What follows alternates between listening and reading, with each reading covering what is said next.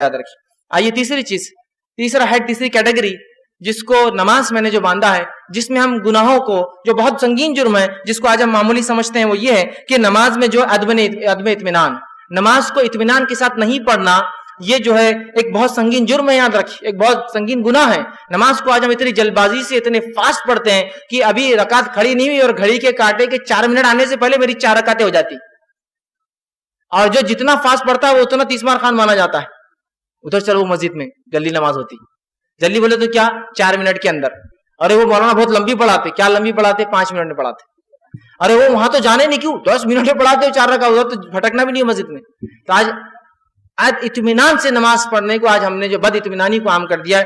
نبی اکرم صلی اللہ علیہ وسلم فرمایا، مسند احمد کی روایت ہے، سب سے بدترین چوری وہ ہے جو نماز کی چوری کرتا ہے. صحابہ نے پوچھا، اللہ کے رسول نماز کی چوری کیا ہے؟ تو کہا نماز اطمینان سے نہیں پڑھتا، رکوع اور سجدوں میں جو پشت پیٹ کو اطمینان آنے تک اس کو لمبا نہیں کرتا، اٹھ کر جب سیدھا بیٹھتا ہے تو اتنی دیر نہیں بیٹھتا سجدوں کے اندر اور سجدے کے بعد کہ کمر کو اطمینان آ جائے، نہ کرتا، سجدوں کے درمیان اطمینان نہیں رکھتا، یہ نماز کی چوری ہے اور یہ سب سے بدترین چوری ہے، نماز میں بے اطمینان. اسی طرح دوسرا جرم، دوسرا اعمال جس کو نماز میں ہوتا ہے، جس کو ہم معمولی سمجھ رہے جو کہ حرام ہے، وہ یہ ہے کہ نماز میں کثرت سے حرکتیں کرنا. کثرت سے حرکتیں کرنا، نماز میں کچھ جائز حرکتیں ہو جائے تو کوئی مسئلہ نہیں ہے، لیکن کثرت سے حرکتیں کرنا. کچھ نوجوان ہیں بس ہر بار نماز سے اٹھ رہے اور بال پیچھے، ہر بار نماز سے اٹھ رہے ہر رکعت بال پیچھے، سجدوں سے اٹھ رہے بال پیچھے، کثرت سے بس کنٹینیو صرف بال جم رہے. کچھ لوگ ہوتے ہیں ایسے شرٹ پہن لیتے جو افسوس کی بات ہے، بولنا نہیں چاہیے، لیکن بلاؤز کے جیسے ہوتے ہیں. مرد رکوع میں جا رہا پکڑ کے جاتا، رکوع سے اٹھتا پکڑ کے اٹھتا، رکوع میں جاتا پکڑ کے، کیوں؟ تو اگر اٹھ جائے تو کمر دکھ جاتی، تو پکڑ کے جا رہا ہو، پکڑ کے اٹھ رہا. پوری نماز میں صرف وہ شرٹ کو بے اطمینان، شرٹ کہاں جا رہا، میرا شرٹ کہاں جا رہا. کچھ لوگوں کا معمول ہے نماز میں بس شرٹ جھٹکنے کی عادی ہے، کثرت سے شرٹ جھٹک. کچھ لوگ نمازوں میں صفائی کر رہے چٹائی کی، نماز میں بیٹھے نیچے کھجا کے چٹائی کو کھرچتے رہتے. نماز میں بول رہا ہوں، نماز کی حالت میں اور دوسروں کو گھورتے رہتے ہیں نماز میں. یہ ایک ایسا عمل ہے جو نماز کا حصہ نہیں ہے. اور میں کہتا ہوں کبھی کبھار جو لوگ بہت کثرت سے عادی ہوتے ہیں نماز میں تو دیکھنے کے، تو نوجوانوں کام ہے ان کو کبھی سلام کر دینا، السلام علیکم، تو پھر سیدھے ہو جاتے ہو، ایک دم نیچے دیکھتے تھے. اگر وہ بولے حضرت آگے کی نماز میں سلام کرتے کیا؟ تو بولا نماز میں گھورتے کیا؟ نماز میں گھور رہے اور سلام نہیں کرنا. ہم کو لگا تو نماز میں نہیں بیٹھے ہوئے، سلام کر دیا ہم نے تم کو. تو پھر ان کو احساس ہوتا ہے یار غلطی ہو رہی ہے اپنے سے، ہے تو نماز میں لیکن پوری مسجد کا جائزہ، کون کیا کر رہا، کیا جیسے کوئی دیکھا نیچے. تو ایسے لوگوں کا حال یہی ہے، السلام علیکم، تو وہ پھر برابر آ جاتے اور بعد میں شرمندہ بھی ہوتے کہ یار غلطی کہیں نہ کہیں ہوتی. تو آج ہم دیکھتے کثرت سے نماز میں حرکت کرنا. اللہ رب العزت نے قرآن میں حالانکہ اس کا حکم دیا، فرمایا وَقُومُوا لِلَّهِ قَانِتِينَ، اللہ کے سامنے ادب سے کھڑے رہا کرو. یہ گڑبڑ کرنا، بال جمانا، چیزوں میں ہلچل کرنا یہ اچھی بات نہیں ہے.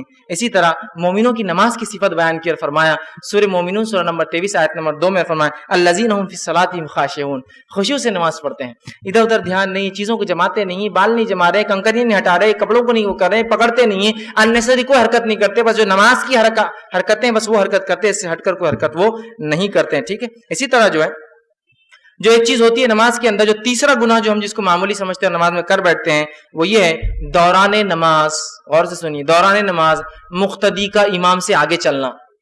امام ہوتا ہے کہ اس کے پیچھے چلا جائے.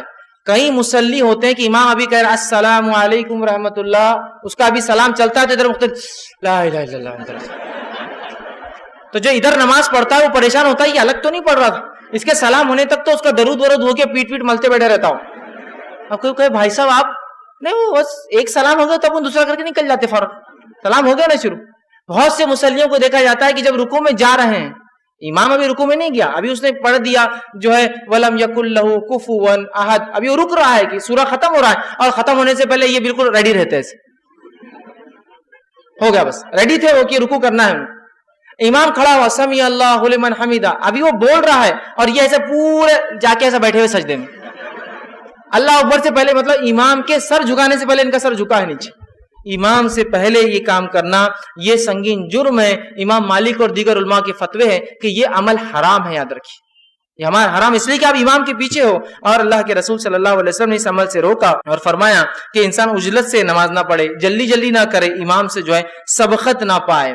جو ہے سنن جو ہے کبرا میں امام بہقی جو ہے ایک روایت لاتے ہیں، آپ نے فرمایا، آپ صلی اللہ علیہ وسلم فرماتے کہتے ہیں سلیقے سے کام کو انجام دینے کی اللہ کی توفیق سے، مطلب کوئی انسان کسی کام کو سلیقے سے اگر کرتا ہے تو اللہ کی توفیق سے یہ ہوتا ہے، اور جلد بازی شیطان کی طرف سے ہے۔ اور صحیح مسلم کی روایت آپ نے فرمایا جو شخص اپنے سر کو رکوع اور سجدے میں امام سے پہلے اٹھاتا ہے، کیا وہ ڈرتا نہیں ہے کہیں اللہ اس کے سر کو گدھے کا سر نہ بنا دے؟ چونکہ وہ گدھا ہے، وہ بیوقوف ہے، اس کو اتنا علم نہیں ہے کہ امام کھڑا ہوتا ہے اس کو فالو کرنے کے لیے، اس سے آگے چلنے کے لیے نہیں۔ امام کا معنی ہوتا ہے وہ لیڈر ہے آپ کا، تو وہ گدھا ہی ہے نا، جس کو سمجھ میں نہیں آتا کہ اس کا لیڈر ابھی نہیں پہنچ گیا۔ رسول اکرم صلی اللہ علیہ وسلم کے اصحاب کا معمول یہ تھا، وہ فرماتے جب اللہ کے رسول ایک عمل پورا کر لیتے تو تب ہم اس عمل میں داخل ہوتے تھے۔ جیسے کہ آپ صلی اللہ علیہ وسلم کہتے اللہ اکبر کر کے آپ سجدے میں چلے جاتے تو ہم سجدے میں جایا کرتے تھے، جب آپ اللہ اکبر کہہ کے سجدے سے پورا اٹھ جاتے تھے تو ہم جب سجدے سے اٹھا کرتے تھے، جب آپ اللہ اکبر کہہ کر قاعدے سے مکمل اٹھ کر ہاتھ باندھ لیتے تو تب ہم ان کے پیچھے اٹھ کر ہاتھ باندھتے تھے۔ یہاں تو ایڈوانس چل رہا ہے آدمی، سلام سے پہلے سلام، رکوع سے پہلے رکوع، سجدوں سے پہلے سجدے اس کے، تو یہ بہت سخت جرم ہے، یہ گناہ ہے، لیکن بہت ہم اس کو معمولی آج بہرحال سمجھتے ہیں۔ اسی طرح جو ہے امام کی مکمل پیروی ہمیں کرنا چاہیے، اور اس کے پیچھے ساتھ بھی نہیں چلنا چاہیے، پیچھے چلنا چاہیے کبھی بھی، اس کے عمل ہونے کے بعد اس کا اللہ اکبر جب ختم ہوتا ہے تب وہ کرے، اور اماموں کو بھی چاہیے کہ اتنا وقت دے کہ انسان آرام سے ان کے اللہ اکبر ختم ہونے کے بعد اس عمل کے اندر داخل ہو سکے۔ چوتھا گناہ جو نماز کے معاملے میں ہم کرتے ہیں جس کو معمولی سمجھتے وہ یہ ہے کہ جو ہے بدبودار چیز کھا کر مسجد میں جانا، اس بات کو بھی ہم معمولی سمجھتے ہیں، جبکہ صحیح مسلم کی روایت آپ صلی اللہ علیہ وسلم فرمایا کہا جس شخص نے پیاز یا لہسن، ٹھیک ہے، آپ نے فرمایا پیاز یا لہسن جو ہے کھایا، اور وہ کھایا ہو تو وہ ہماری مسجدوں کے قریب نہ آئے، اس لیے کہ پیاز اور لہسن کھانے سے کیا ہوتا ہے، منہ میں بدبو آتی ہے، بدبو کی وجہ سے دوسرے کا حق مارا جاتا ہے۔ شریعت اتنا خیال رکھتی ہے دوسروں کا کہ بدبو نہ آئے، تو کہا جو پیاز اور لہسن کا کچا پکا ہوا نہیں، کچا جس سے بو آتی ہے وہ مسجدوں میں نہ آئے۔